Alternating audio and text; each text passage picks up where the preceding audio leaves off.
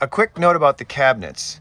To open the cabinet, you push the button in and it should pop out, and then you can lift the cabinet up. You don't really need to pull it by the handle. You can lift it from there, and it should stay up when it's all the way open.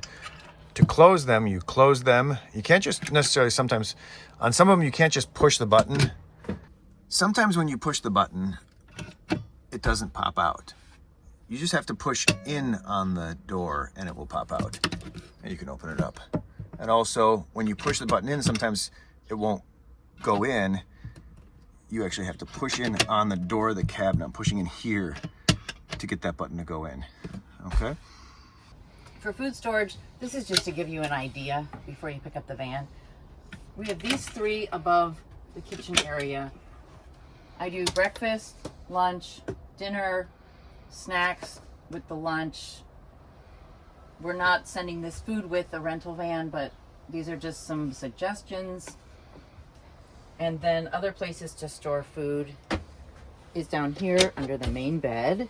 That's really nice and deep for large cereal boxes or big chip bags. Or you can store clothes there. Down here is another open drawer, maybe canned goods. And then up here, we could do food or clothes here.